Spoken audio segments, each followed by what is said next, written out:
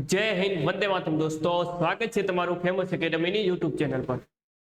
મિત્રો આજના વિડિયો લેક્ચરની અંદર મિત્રો આપણે ભારતના ઇતિહાસને આપણે આગળ વધારવાના છીએ।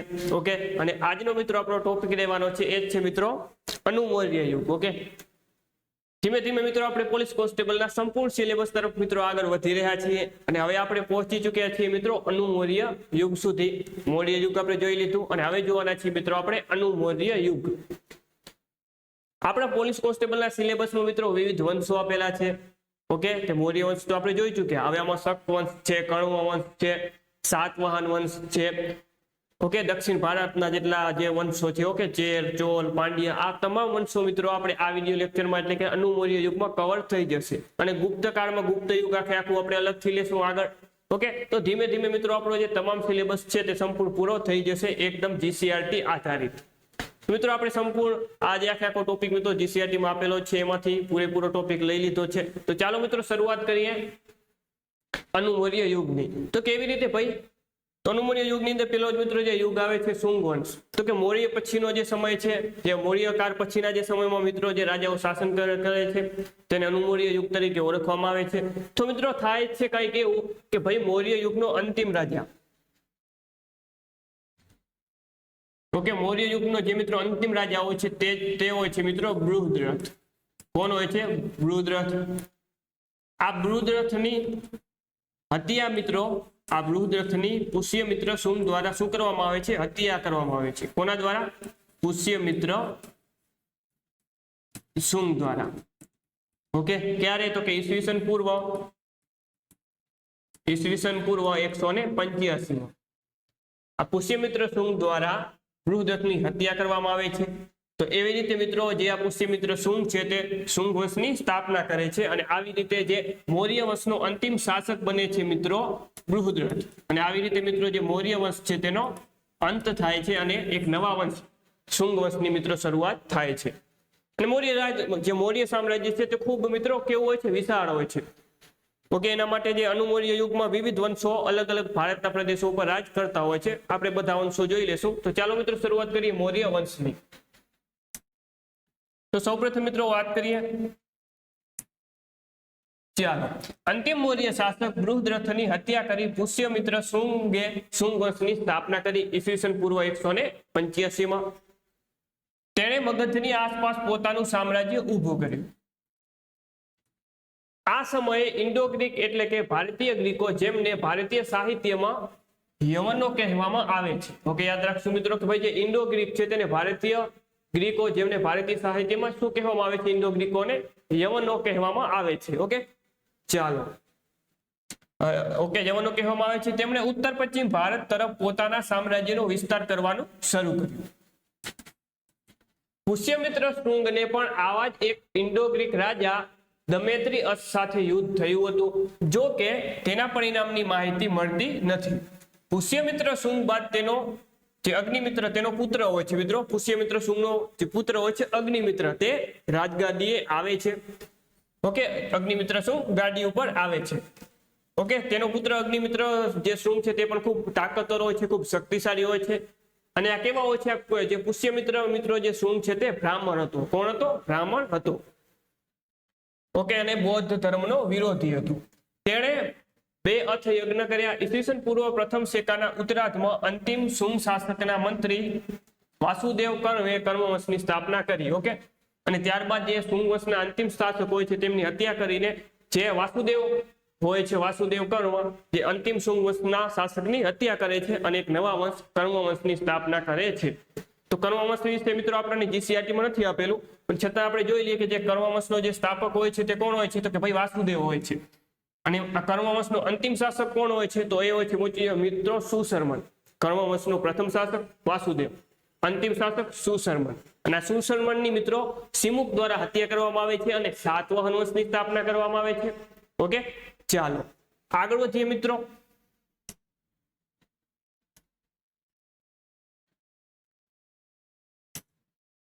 ત્યારબાદ મિત્રો આપણે જોવાનો છે શક વંશ।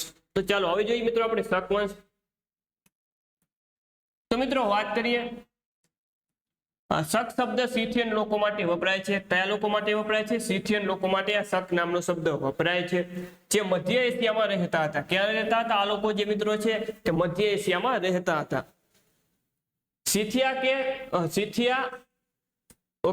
કે સહી સ્થાનથી તેઓ ઈસવીસન પૂર્વ પ્રથમ સદીમાં ઉત્તર પશ્ચિમ ભારતના તક્ષશિલાની આસપાસના દેશોમાં વસવા લાગ્યા. ધીમે ધીમે તેઓ પંજાબ અને પછી ક્રમશઃ માળવા, મથુરા અને ગુજરાત સુધી પણ ફેલાયા. કયા લોકો? તો ભૈયા શક લોકો. શક શાસકોમાં દામન સૌથી નોંધપાત્ર શાસક હતો. કયો? તો કે દામન નામનો શાસક સૌથી કેવો છે ભાઈ? નોંધપાત્ર છે. સમગ્ર પશ્ચિમ ભારતમાં તેનું રાજ્ય ફેલાયું હતું. કોનું? તો કે ભાઈ દામનનું. અશોકના ગિરનારના શિલાલેખની નીચે જ તેનો શિલાલેખ મળી આવ્યો છે. ઓકે, યાદ રાખશું. કોનો? તો કે ભાઈ દામનનો જે શિલાલેખ છે તે અશોકના શિલાલેખની નીચે મળી આવ્યો છે, જે સંસ્કૃત ભાષામાં લખાયેલો છે. કઈ ભાષામાં લખાયેલો છે? સંસ્કૃત ભાષામાં લખાયેલો છે. અશોકનો શિલાલેખ કઈ ભાષામાં લખાયેલો છે? પાલી ભાષામાં. સ્કંદગુપ્ત છે અને રુદ્રદામન છે, તેનો પણ સંસ્કૃત ભાષામાં લખાયેલો છે. ગુજરાતમાં શકોએ લગભગ 400 વર્ષ સુધી શાસન કર્યું. ઓકે, ચાલો. ત્યારબાદ મિત્રો આપણે જોશું પલ્લવો વિશે. ઓકે, પહલવો અથવા તો પલ્લવો. હવે મિત્રો વાત કરવાની છે પલ્લવો વિશે. તો કે ભાઈ પાર્થિયાથી આવેલા લોકો ભારતમાં પાર્થિયન કે પલ્લવો તરીકે ઓળખાય છે. ક્યાંથી આવ્યા છે? તો કોઈ પાર્થિયાથી આવ્યા છે, એટલા માટે ઓકે પલ્લવો તરીકે ઓળખાય છે. તેઓ સિથિયાની બાજુમાં વસતા હતા, એટલે તેમની સંસ્કૃતિ શક પ્રજાની સંસ્કૃતિ સાથે મહત્તમ મળતી આવે છે. તેથી તેમને સંયુક્તપણે શક પલ્લવ તરીકે પણ ઓળખવામાં આવતા હતા. પેશાવર પાસે તખ્ત એ બાહી શિલાલેખમાં તેમના વિશે માહિતી પ્રાપ્ત થાય છે. જે પેશાવર પાસે તખ્ત એ બાહી શિલાલેખમાં આ જે પલ્લવોની મિત્રો આપણને માહિતી પ્રાપ્ત થાય છે. આ વંશમાં એક મહત્વપૂર્ણ રાજા ગોંડોફર્નિસ થઈ ગયા. તેના સમયમાં વિખ્યાત ખ્રિસ્તી સંત થોમસ ભારત આવ્યા હતા.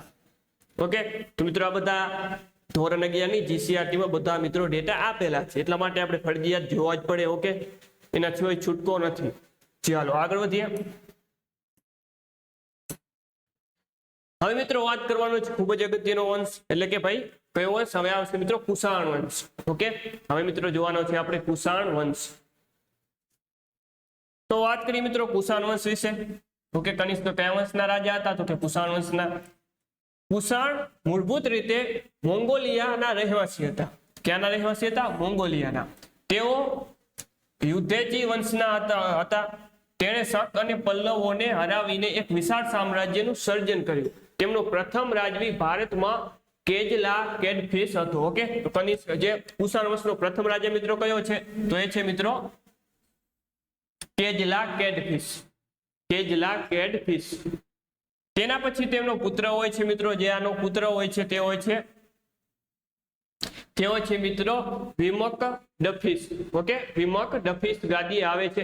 પરંતુ આ વંશનો જ નહીં, સમગ્ર ભારતમાં અગ્રી હરોળમાં બેસી શકે તેવો મહાન શાસક કનિષ્ક તેના પછી ગાદીએ આવે. તો આખી મિત્રો વંશાવલી આપી દીધી છે. અને આ જે વિમકડફિસ હોય છે એના પછી આવે છે મિત્રો કનિષ્ક. ઓકે, કુષાણ વંશનો સૌથી જે શક્તિશાળી રાજા કહી શકાય. ઓકે, ક્યારે? તો કે ભાઈ ઈસવીસન 78 ઓકે, ઈસવીસન 78 કનિષ્કે શક સંવતની પણ મિત્રો શરૂઆત કરે છે. તેને છેક મધ્ય એશિયાથી લઈને ભારતના ઉત્તર પ્રદેશના વારાણસી અને શ્રાવસ્તી સુધીના વિસ્તારો જીતી લઈને વિશાળ સામ્રાજ્યનું સ્થાપન કર્યું હતું. કોણે? કનિષ્કે. કાશ્મીર અને ચીન સુધી પણ તેને યુદ્ધો કર્યા. તેને ઉત્તર ભારત અને મધ્ય એશિયાને જોડીને એક સમન્વય સંસ્કૃતિને જન્મ આપ્યો હતો. આ બધી વાત કોની થાય? તો ભાઈ કનિષ્કની થાય. ખાસ અગત્યનું મિત્રો કે ભાઈ કનિષ્કની રાજધાની પુરુષપુર એટલે કે હાલનું પેશાવરમાં હતી. મોસ્ટ ટાઈમ છે મિત્રો બેઠો પ્રશ્ન પૂછાય છે કે ભાઈ કનિષ્કની રાજધાની કઈ હતી? પુરુષપુર એટલે કે હાલનું પાકિસ્તાનમાં આવેલું પેશાવર. તે સમ્રાટ અશોક અને મિનેન્ડરની જેમ બૌદ્ધ ધર્મનો મહાસંરક્ષક હતો. ઓકે, કનિષ્ક પણ જે બૌદ્ધ ધર્મનો શું હતો? સંરક્ષક હતો. અને બૌદ્ધ ધર્મનો જે કયો પંથ અપનાવ્યો હતો? મહાયાન અપનાવ્યો હતો. કયો? મહાયાન. ઓકે, તલાટીમાં મિત્રો વિધાન સ્વરૂપે પ્રશ્ન હતો. 2023માં તલાટીમાં વિધાનસભા પ્રશ્ન પૂછાયો હતો. ચાલો આગળ વધીએ. તેને કુંડલવન એટલે કે આજના જમ્મુ કાશ્મીરના શ્રીનગર પાસે આવેલ હારવાન નામનું જે સ્થળ છે તેમાં ચોથી બૌદ્ધ પરિષદનું પણ આયોજન કર્યું હતું. આપણે જોઈ ચૂક્યા 4 બૌદ્ધ પરિષદમાં જે ચોથી બૌદ્ધ પરિષદનું જે મિત્રો આયોજન થાય છે ત્યારે રાજા કોણ હોય છે? તો કે ભાઈ હોય છે મિત્રો કનિષ્ક. ક્યાં આયોજન થાય છે? કાશ્મીરના કુંડલવનમાં આયોજન થાય છે. અધ્યક્ષ કોણ હોય છે મિત્રો? તો વાસુમિત્ર અને અશ્વઘોષ. ઓકે, તો આપણે આગળ જોઈ ચૂક્યા ઈસવીસન પૂર્વ 1લી સદીમાં આયોજન થતું હોય છે. ચાલો આપણે આગળ વધીએ મિત્રો.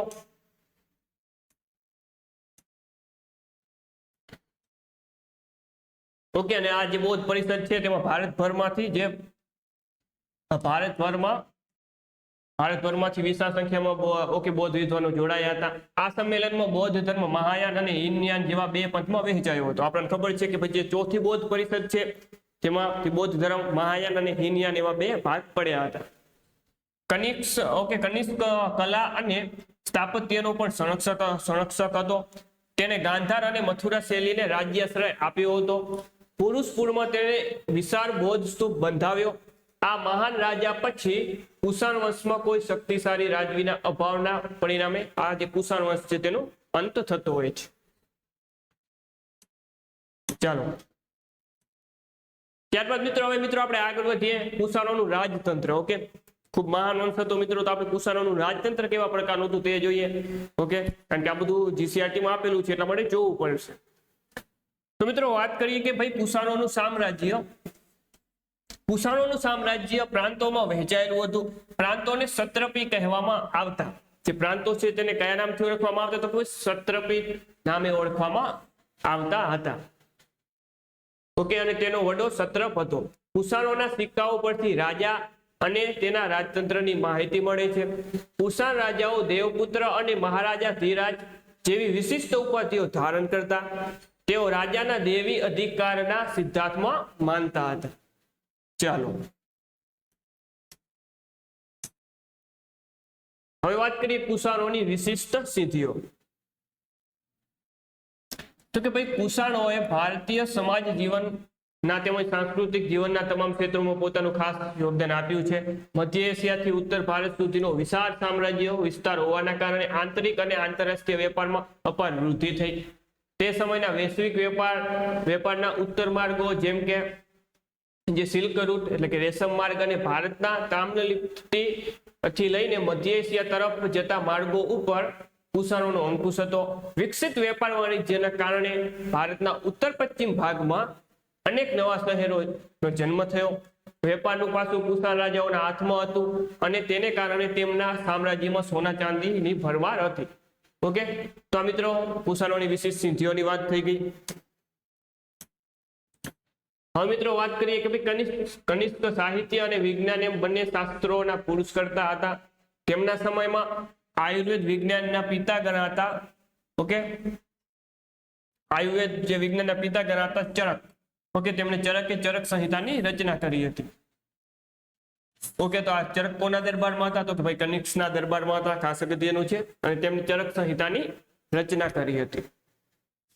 ચાલો પ્રસિદ્ધ બૌદ્ધ વિદ્વાન અશ્વઘોષે બુદ્ધ ચરિતમ લખીને બુદ્ધના જીવન પર મહત્વપૂર્ણ પ્રકાશ પાડ્યો હતો. ખાસ અગત્યનું મિત્રો પુસ્તક છે, યાદ રાખશું, બુદ્ધ ચરિતમ. આની રચના કોને કરી હતી? અશ્વઘોષે કરી હતી. અગત્યનું રહેશે પરીક્ષાની દ્રષ્ટિએથી. આ બંને વિદ્વાનો કનિષ્કની રાજસભામાં બિરાજતા હતા, ચરક અને અશ્વઘોષ. ઓકે, ચાલો કુષાણોએ વિશ્વભરમાં પ્રખ્યાત બંને ગાંધાર કલા શૈલી અને મથુરા કલા શૈલીના વિકાસ માટે મહત્વપૂર્ણ યોગદાન આપ્યું હતું. આ બંને કલા શૈલીઓમાં બુદ્ધની તથા બોધિ તત્વોની અનેક મૂર્તિઓ મળી આવે છે.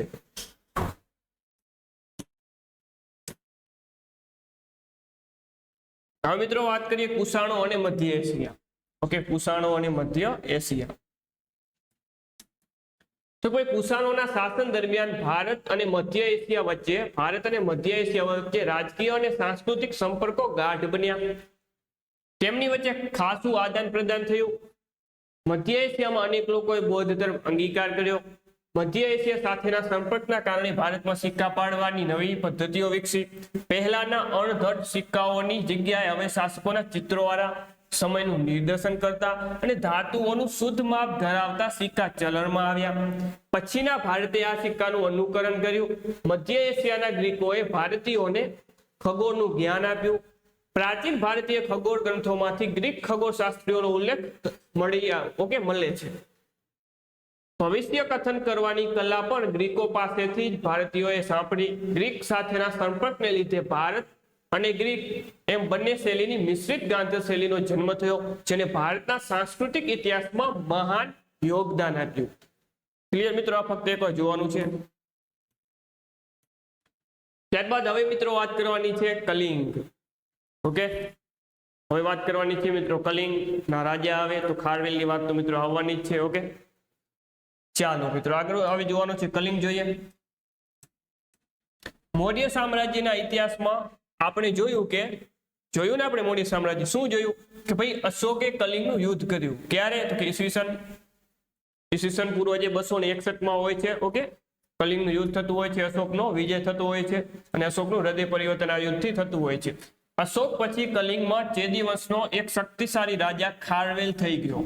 તેની સિદ્ધિઓ આપણને ઓરિસ્સામાં ભુવનેશ્વર પાસે આવેલ ઉદયગીરીની ટેકરીઓમાં હાથી ગુફાના અભિલેખમાં જોવા મળે છે. મિત્રો ખાસ અગત્યનો છે હાથી ગુફાનો અભિલેખ. ઓકે, હાથી ગુફાનો અભિલેખ તો ખાસ ક્યાં આવેલો છે? તો ઓરિસ્સામાં ભુવનેશ્વર પાસે ઉદયગીરીની ટેકરીઓમાં આવેલો છે. અને આ હાથી ગુફાનો મિત્ર અભિલેખમાંથી કોની માહિતી મળે છે? મિત્રો કલિંગના રાજા ખારવેલની આપણને માહિતી પ્રાપ્ત થાય છે. આ અભિલેખમાં ખારવેલને મગધ પર વિજય મળ્યો હતો તેવું લખાણ છે. ઓકે, ઈસવીસન પૂર્વના પ્રથમ શેકામાં થયેલા ખારવેલે ઘણા યુદ્ધોમાં વિજય મેળવી એક વિશાળ રાજ્યની સ્થાપના કરી હતી. ચાલો આગળ વધીએ. હવે મિત્રો વાત કરવાની છે સાતવાહન વંશ વિશે. ખાસ અગત્યનો મિત્રો સાતવાહન વંશ. ઓકે, મોસ્ટ ટાઈમ વંશ છે કે ભાઈ સાતવાહન વંશ કેવી રીતે મિત્રો સ્થાપના થાય છે. મેં તમને આગળ પણ જણાવી દીધું કે ભાઈ કર્મ વંશ. ઓકે, કર્મ વંશની મિત્રો સ્થાપના વાસુદેવ દ્વારા કરવામાં આવે છે અને આ કર્મ વંશનો અંતિમ શાસક હોય છે મિત્રો સુશર્મન. અને આ સુશર્મનની સિમુક દ્વારા હત્યા કરવામાં આવે છે અને આ સિમુક દ્વારા સાતવાહન વંશની સ્થાપના કરવામાં આવે છે. ક્લિયર? ચાલો તો કે ભાઈ ઈસવીસન પૂર્વ પ્રથમ સદીની મધ્યમાં સાતવાહન વંશ ભારતના રાજકારણમાં મહત્વપૂર્ણ હતો. તેના શાસકોમાં સૌથી પ્રસિદ્ધ જો શાસક હોય તો તે છે મિત્રો ગૌતમી પુત્ર સાતકર્ણી. ઓકે, સૌ પ્રથમ મિત્રો સાતવાહન વંશનો જે શાસક જેમની આગળ માતાનું નામ લાગેલું છે એવો પ્રથમ શાસક, જેમણે શક રાજા નહાપાણને હરાવી સાતવાહન રાજ્યનો વિસ્તાર છેક નર્મદા સુધી કર્યો હતો. મોટે ભાગે તેનું રાજ્ય ગોદાવરીથી કૃષ્ણા નદી વચ્ચે વિસ્તરેલું હતું અને તેની રાજધાની મહારાષ્ટ્રના ઔરંગાબાદ પાસે આવેલી હતી. ઓકે, યાદ રાખશું. અને મહારાષ્ટ્રના ઔરંગાબાદ પાસે આવેલ મોસ્ટ ટાઈમ મિત્રો પ્રતિષ્ઠાન એટલે આજનું પેઠણમાં હતી. તો મિત્રો સાતવાહન વંશની મિત્રો જે રાજધાની છે, ઓકે, તલાટીની એક્ઝામમાં વિધાન સ્વરૂપે પૂછાઈ ચૂક્યું છે. ઓકે, સાતવાહન વંશની રાજધાની ખાસ યાદ રાખશું આપણે મિત્રો. ઓકે, પ્રતિષ્ઠાન હતી એટલે કે આજનું પેઠણ. સાતવાહન રાજાઓનો ઇતિહાસ મત્સ્ય પુરાણમાં જોવા મળે છે. કયા પુરાણમાં જોવા મળે છે? તો કોઈ મત્સ્ય પુરાણમાં સાતવાહન રાજાઓનો ઇતિહાસ આપણને જોવા મળે છે. તેઓ સાગરના સ્વામી તરીકે ઓળખાતા. ઓકે, કયા રાજાઓ સાગરના સ્વામી તરીકે ઓળખાતા? સાતવાહન રાજાઓ. ઓકે, તેમના સિક્કાઓમાં વહાણનું ચિત્ર જોવા મળે છે. જુનિયર ક્લાસમાં પૂછાયેલો ક્વેશ્ચન છે મિત્રો, ઘણા વર્ષો પહેલા પૂછાયો કે ભાઈ કયા રાજાઓના સિક્કાઓમાં વહાણનું ચિત્ર જોવા મળે છે? સાતવાહન વંશના રાજાઓ. ત્રીજી સદીના ઉત્તરાર્ધમાં સાતવાહન સામ્રાજ્યનું પતન થયું. ચાલો આગળ વધીએ મિત્રો. હા મિત્રો, આખે આખો અનુમૌર્ય યુગનો જે વેપાર વાણિજ્ય ને એવું બધું હવે આપણે જોશું. ઓકે, ચાલો હવે મિત્રો જોઈએ કે ભાઈ મૌર્ય સામ્રાજ્યના પતન પછી ખાસ કરીને કુષાણોના સમયમાં ભારતમાં વેપાર વાણિજ્યમાં ખાસી પ્રગતિ થઈ. આ સમય ભારતના બે મુખ્ય માર્ગો ઉત્તર પથ અને દક્ષિણ પથ તરીકે ઓળખાતા. એક ગ્રીક દરિયાઈ સાહસિક હિપાલસે મોસમની શોધ કરી હતી. આ પ્રશ્ન કદાચ પૂછાય. ઓકે, તો ભાઈ એક ગ્રીક દરિયાઈ સાહસિક હિપાલસે મોસમની શોધ કરી હતી. તેના કારણે વ્યાપક પ્રમાણમાં દરિયાઈ મુસાફરી શરૂ થઈ. આ સમયે ભારતના મહત્વપૂર્ણ બંદરોમાં ભૃગુ કચ્છ એટલે કે ભરૂચ, સોપારા, કલ્યાણ અને મુજીરીસનો સમાવેશ થાય છે. હિપાલસે આ બંદરની મુલાકાત લીધી હતી. આ બંદરોનો વેપાર રોમ સુધી ચાલતો હતો. દક્ષિણ પૂર્વ એશિયા સાથે પણ દરિયાઈ વેપાર થતો હતો. બંગાળનું તામ્રલિપ્તિ અને તમિલનાડુનું એરિકામેડુ પૂર્વ તરફના મુખ્ય બંદરો હતા.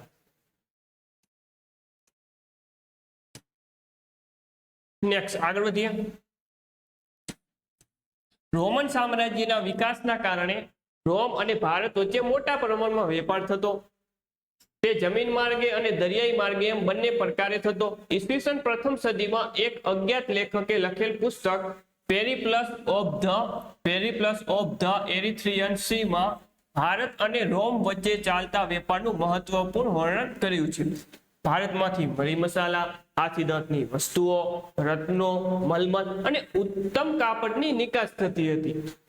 ઓકે, તેઓ યવનપ્રિયા કહેતા. દક્ષિણ ભારતનો રોમ સાથે મસાલાનો વેપાર ખૂબ વિકાસ થયો. તો આવી બધી મિત્રો છે માહિતી જીસીઆરટીમાં આપેલી છે, એટલા માટે આપણે જોઈ રહ્યા છીએ. બાકી આવું કશું જોવાની જરૂર નથી હોતી. ચાલો હવે મિત્રો વાત કરશું સ્તૂપ વિશે. ઓકે, સ્તૂપ ભગવાન બુદ્ધ અથવા બૌદ્ધ સાધુઓના અવશેષો મૂકી તેના પર એક વિશાળ અર્ધ ગોળાકાર ગુંબજ તૈયાર કરી તેની સાથે એક ખંડનું નિર્માણ કરવામાં આવતું. અને આ સ્થાપત્યને શું કહેવામાં આવે? તો કે આ સ્થાપત્યને કહેવામાં આવે સ્તૂપ. ઓકે, તેઓ અડધા ભાગ દક્ષિણ તરફના માર્ગ સાથે ઘેરાયેલો હોય. સાથે સાથે તેની ફરતે શરૂઆતમાં લાકડાની અને પછીથી પથ્થરની રેલિંગ એટલે કે વાડ દિવાલ બાંધવામાં આવતી. સૌપ્રથમ રૂપનું નિર્માણ સમ્રાટ અશોકે કરાવ્યું હતું. ઓકે, તો સૌપ્રથમ જે સ્તૂપનું નિર્માણ જે છે તે સમ્રાટ અશોકે કરાવ્યું હતું. અહીં સ્તૂપ આવશે. ઓકે, અશોકે મધ્યપ્રદેશમાં જે સાંચીનો સ્તૂપ આવેલો છે, કોને બનાવડાવ્યો? અશોકે. અને ભારત જે સ્તૂપોનું નિર્માણ કરાવ્યું. સ્તૂપ નિર્માણની આ પરંપરા અમરાવતી અને નાગાર્જુન કોંડા, ક્યાં આવેલું છે નાગાર્જુન કોંડા? તો કે આંધ્રપ્રદેશ સુધી ફેલાઈ હતી. હવે વાત કરીએ મિત્રો અનુમૌર્ય કાળની શિલ્પ સ્થાપત્ય કળા વિશે. અનુમૌર્ય કાળની શિલ્પ સ્થાપત્ય કલા. સ્તૂપો સિવાય આ સમયે શિલ્પ સ્થાપત્યનો ખાસો વિકાસ થયો. આ શિલ્પ સ્થાપત્ય ખડકો અને કોતરીને ગુફા જેવા બનાવીને તેમાં મંદિરો, ભવનો આવી બધી વસ્તુઓ બનાવવામાં આવતી હતી. બાકી આમાં આપણે જોઈએ, આમાં કશું જોવાની જરૂર નથી. ઓકે, આમાંથી વાત કરીએ તો અગત્યનું છે મિત્રો કે ભાઈ બૌદ્ધ સાધુઓના નિવાસ એટલે કે વિહાર. આવો પ્રશ્ન પૂછાય કે ભાઈ વિહાર એટલે શું? તો કે જે બૌદ્ધ સાધુઓ જેમાં નિવાસ કરતા હોય એને વિહાર કહેવાય. આવો પ્રશ્ન કદાચ પૂછાતો હોય છે. અને પૂજા સ્થાનને ચૈત્ય કહેવાય. આવો કે આ જીપીએસસી માં પ્રશ્ન મિત્રો પૂછાઈ ચુક્યો છે, એટલે આપણે જોઈ લઈએ કે ભાઈ સાધુઓ જ્યાં નિવાસ કરે એને શું કહેવામાં આવે? એને વિહાર કહેવામાં આવે. અને જે પૂજાનું સ્થાન હોય એને ચૈત્ય કહેવામાં આવે. આ જીપીએસસી માં મિત્રો પ્રશ્ન પૂછાઈ ચુક્યો છે. ઓકે, મે બી પ્રશ્ન આ પૂછાઈ શકે છે. ચાલો આગળ વધીએ. તો કે ભાઈ કનિષ્કના સમયમાં બૌદ્ધ ધર્મનો પ્રચાર અને પ્રસાર ખૂબ મોટા પ્રમાણમાં થયો. ઈસવીસન પહેલી સદીમાં બૌદ્ધ ધર્મ હિનયાન અને મહાયાન એવા બે ભાગમાં વિભાજિત થઈ ગયો. મહાયાન સંપ્રદાય બુદ્ધને ઈશ્વરનું સ્વરૂપ આપી તેમની મૂર્તિ પૂજા અને અર્ચના શરૂ કરી. પરિણામે બુદ્ધની મૂર્તિઓનું સર્જન ખૂબ મોટા પ્રમાણમાં થવા લાગ્યું. તેમાંથી મૂર્તિકલાની વિવિધ શૈલીઓનો જન્મ થયો. કઈ મૂર્તિકલાની શૈલીઓનો જન્મ થયો? મથુરા શૈલી, ગાંધાર શૈલી, અમરાવતી શૈલી, આવી મૂર્તિકલાઓની શૈલીઓનો શું થયો? તો કે ભાઈ વિકાસ થયો. હવે આપણે જોશું, આપણે ડિટેલમાં જોશું મથુરા શૈલી વિશે, ગાંધાર શૈલી વિશે, અમરાવતી શૈલી વિશે. ઓકે, ભારતના સાંસ્કૃતિક વારસાનો પણ મિત્રો અહીં ટોપિક આપણો કવર થોડો ઘણો થશે. ઓકે, ચાલો આગળ વધીએ. હવે મિત્રો વાત કરીશું આ મથુરા શૈલીની વાત છે. પહેલી જ આપણે મિત્રો જે ચર્ચા કરવાની છે મથુરા શૈલી. તો કે ભારતના સાંસ્કૃતિક વારસાના સંદર્ભમાં આપણને અગત્યનું રહેશે, કારણ કે જીસીઆરટીમાં આપેલું છે, એટલા માટે આપણે ચર્ચા કરી લઈએ. તો કે ભાઈ મથુરા શૈલી એ ભારતીય મૂર્તિકલામાં મહત્વપૂર્ણ પ્રદાન કર્યું છે. સૌપ્રથમ ગૌતમ બુદ્ધની પ્રતિમા જ આ શૈલીમાં તૈયાર થઈ હતી. ઓકે, સૌપ્રથમ મિત્રો જે ગૌતમ બુદ્ધની જે પ્રતિમા છે તે કઈ શૈલીમાં જે તૈયાર થઈ હતી? તો મથુરા શૈલીમાં તૈયાર થઈ હતી. ઓકે, ચાલો મથુરા કલા શૈલીના કારીગરો મથુરાની આસપાસ લાલ પથ્થરોનો ઉપયોગ કરતા હતા. અને આ મથુરા શૈલીમાં કયા પથ્થરોનો ઉપયોગ થાય છે? તો મિત્રો યાદ રાખો, લાલ પથ્થરો.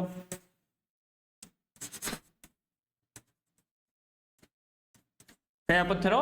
લાલ પથ્થરો. ઓકે, અને તેના પર કાળા ટપકા ઉપજાવી આ મૂર્તિઓ ઘડવામાં આવતી. પૂજા માટે વિશેષ મૂર્તિઓ ઘડતા. મથુરા શૈલીમાં જૈન મૂર્તિઓ પણ મળી આવી છે અને બ્રાહ્મણ મૂર્તિઓ પણ મોટા પ્રમાણમાં જોવા મળી છે. કુષાણોના સમયમાં બૌદ્ધ મૂર્તિઓ ઉપરાંત વિષ્ણુ, કુબેર અને કાર્તિકે દેવતાઓની મૂર્તિઓનું પણ નિર્માણ થયું છે. ઓકે, ચાલો.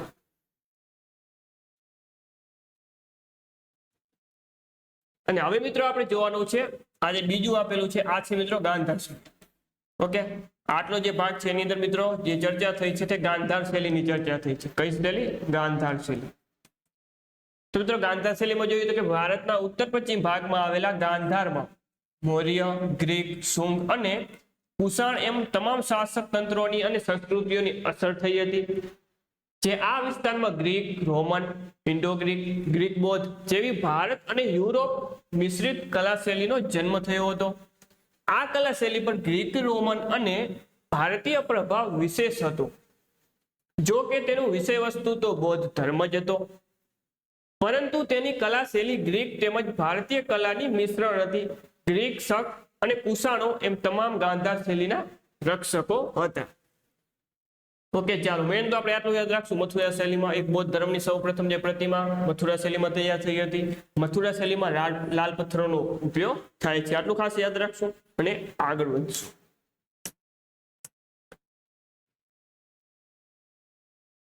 અને હવે મિત્રો આપણે ચર્ચા કરવાની છે અમરાવતી શૈલી. ઓકે, કઈ શૈલી? જે અહીં વાત કરવામાં આવી છે મિત્રો, અમરાવતી શૈલી.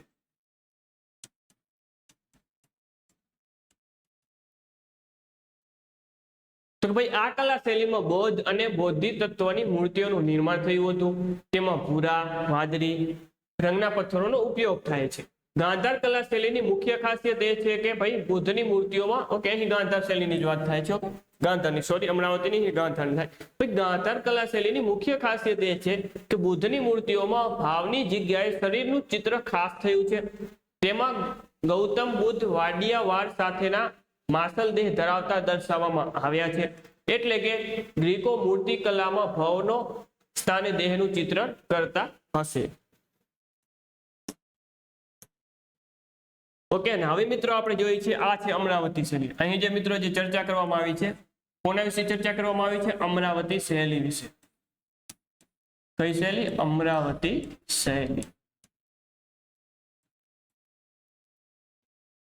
તો કે ભાઈ કૃષ્ણ અને ગોદાવરી નદીના ખીણ વિસ્તારમાં અમરાવતી કલા શૈલીનો વિકાસ થયો હતો. કઈ નદી? કૃષ્ણ અને ગોદાવરી નદીઓના ખીણ પ્રદેશમાં. શરૂઆતમાં સાતવાહન અને પછી ઈક્ષ્વાકુ વંશના રાજવીઓએ તેને પુરસ્કૃત કરી. એટલે કે તેને શું કર્યું? પુરસ્કૃત કરી, મહત્વ આપ્યું. તેમાં પણ ગૌતમ બુદ્ધના જીવન સાથે સંકળાયેલ બાબતો વિષય વસ્તુ તરીકે જોવા મળે છે. આ કલા શૈલીમાં થાંભલા અને વરંડા પણ વિશિષ્ટ રીતે તૈયાર કરવામાં આવ્યા છે. તેની એક અન્ય વિશેષતામાં આભૂષણોની કોતરણી ગણાવી શકાય. બૌદ્ધ અને હાથીની મૂર્તિઓ આ કલા શૈલીની ઉત્કૃષ્ટ રચના છે. સફેદ આરસપહાણ અને મણકાઓનો પણ તેમાં ઉપયોગ થયો છે. પ્રકૃતિ કરતા વધારે મહત્વ તેમાં માનવ આકૃતિઓને આપવામાં આવ્યું છે. ઓકે, તો બધું આ બધું છે મિત્રો કે આમાં કશું આપણે જોવાની જરૂર નથી. ચાલો, હવે મિત્રો અગત્યનું આવે છે મિત્રો, હવે જોશું આપણે સંગમ વંશ. ચર્ચા કરવાની છે મિત્રો અહીં સંગમ વંશ પરીક્ષાની દ્રષ્ટિએ ખૂબ જ અગત્યનું છે. દક્ષિણ ભારતના ઇતિહાસમાં મહાપાષાણ સંસ્કૃતિ બાદ સૌથી મહત્વપૂર્ણ સમય એટલે સંગમ યુગ. ઓકે, દક્ષિણ ભારતનો ઇતિહાસ છે, દક્ષિણ ભારતના વિવિધ વંશો આપણે ભણવાના થશે. દક્ષિણ ભારતના ઇતિહાસમાં સંગમ યુગ છે, ખાસ અગત્યનું છે. સંગમ શબ્દનો અર્થ કવિઓનું સંગઠન અથવા તો સંઘ એવો થાય છે. એનો અર્થ શું થાય છે સંગમ શબ્દનો? કે ભાઈ કવિઓનું સંગઠન અથવા તો સંઘ. ક્લિયર? ચાલો, સંગમ યુગ એ સાહિત્ય સાથે સંકળાયેલ બાબત છે. તેમાં દક્ષિણ ભારતના ઈસવીસન પૂર્વે 300 થી ઈસવીસન 300 ઇતિહાસનો જે કાવ્યમય સંગ્રહ છે. સંગમ સાહિત્યમાં તમિલ ભાષામાં અનેક કાવ્ય કૃતિઓની રચના થઈ છે. મદુરાઈના 5 રાજવીઓના આશરે આવા કુલ 3 સંગમ યોજવામાં આવ્યા હતા. ઓકે, ટોટલ જે 3 સંગમો મિત્રો યોજવામાં આવેલા હતા યાદ રાખશું. મદુરાઈ ઓકે, અને તેમાં લોક કવિઓએ પ્રેમ અને યુદ્ધ જેવા વિષયો પર કવિતાઓનું સર્જન કર્યું હતું. પછી ત્યાં કવિતાઓ 8 સંગ્રહમાં સંગ્રહિત કરવામાં આવી, જેને ઇતોતો ઓકે ઇતોતો ગઈ તરીકે ઓળખવામાં આવે છે. સંગમ સાહિત્યમાંથી આપણને તત્કાલીન દક્ષિણ ભારત સમાજનું ચિત્રણ જોવા મળે છે. ક્લિયર છે? જી હાલો આગળ.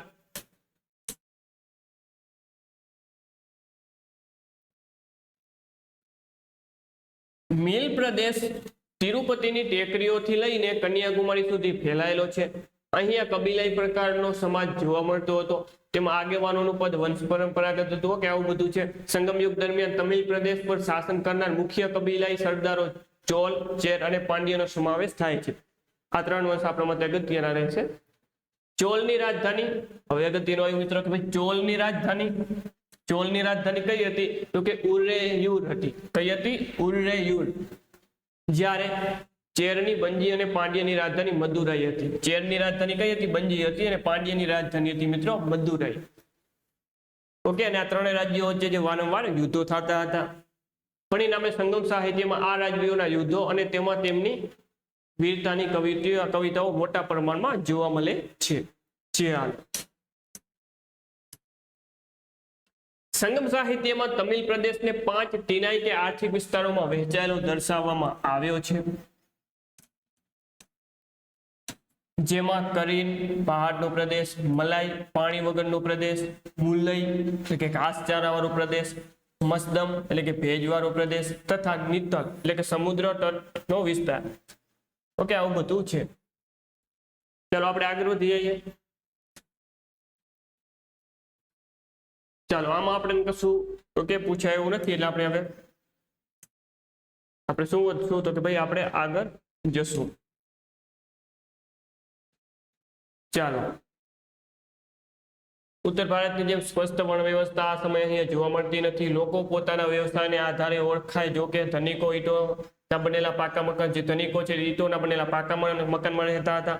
સમાજમાં સૌથી ઊંચું સ્થાન યોદ્ધાઓનું હતું. તો આવું બધી વસ્તુઓ છે, આ જોવાની જરૂર નથી. ઓકે, જે આપણા માટે અગત્યનું છે મિત્રો તે બધું જીસીઆરટી આધારિત મિત્રો, એનસીઆરટી આધારિત તમામ વસ્તુઓ જે પાઠ્યપુસ્તકમાં આપેલી છે તે આપણે લઈ લીધી છે.